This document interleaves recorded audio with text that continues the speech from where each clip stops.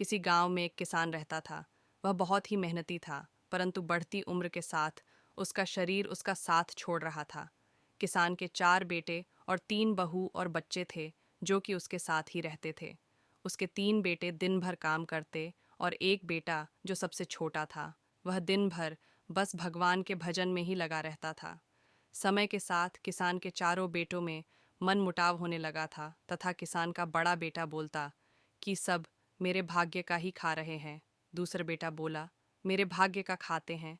इस तरह से उसके बेटों में झगड़ा होने लगा था।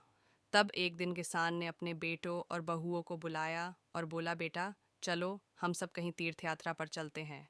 तो किसान के बेटे बोले, पिताजी हम सब चलने को तो तैयार है, परंतु खर्चा कौन करेगा? तब किसान बोला, तुम सब चलो, खर्चा हम सब साथ में मिलकर करेंगे।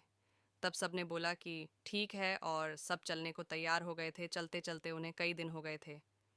तो किसान ने बोला कि हम सब कई दिन से लगातार चल रहे हैं, जिसके कारण हम सब थक गए हैं, इसलिए हम सब कुछ दिन इस पेड़ के नीचे ही वास करेंगे।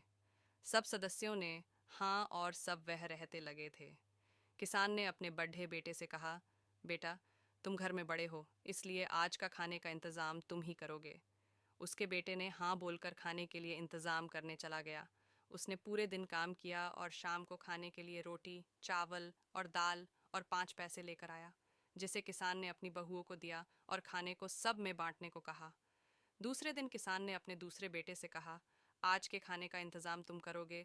दूसरे बेटे हाँ बोला और दिन भर काम किया और शाम को दाल रोटी और 3 पैसे लेकर आया, जिसे सब ने से बांट कर खा लिया। तीसरे बेटे ने दिन भर काम करने के बाद उसे बस रोटी और नमक ही ला सका था। जब चौथे बेटे की बारी आई तो वह भी काम करने गया, तो उसकी नज़र एक मंदिर पर जा पहुंची थी, जहां पर भजन कीर्तन हो रहा था। वह वहीं जाकर बैठ गया था। वह भजन में इतना मगन हो गया था और अपने पिताजी का दिया कार्य भी भूल गया था। एक राजा यह सब देख रहा था तथा उसकी भक्ति को देखकर राजा को बहुत खुशी हुई थी। राजा ने उसके परिवार वालों के लिए खीर, पूरी, लड्डू, कपड़े और जेवर भेजे थे।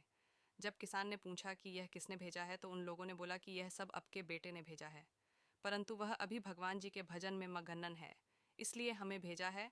जब वह शाम को अपने पिताजी के पास गया तो उसने देखा कि सब लोग नए कपड़े जेवर पहन रखे हैं और खाने में भी सब खीर, पूरी, लड्डू आदि खा रहे हैं।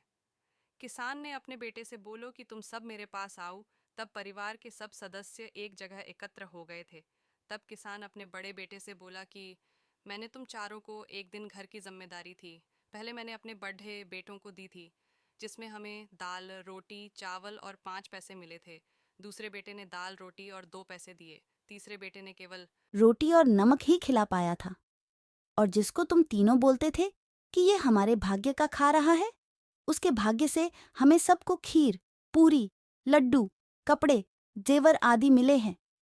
किसान ने अपने बेटों को समझाते हुए बोला कि सब अपने अपने भाग्य का खाते हैं, कोई किसी के भाग्य का नहीं खाता है। तब किसान के चारों बेटों ने सबसे माफी मांगी और बोले, पिताजी, आज हमें सब समझ में आ गया है कि सब अपने अपने भाग्य का ही खाते हैं।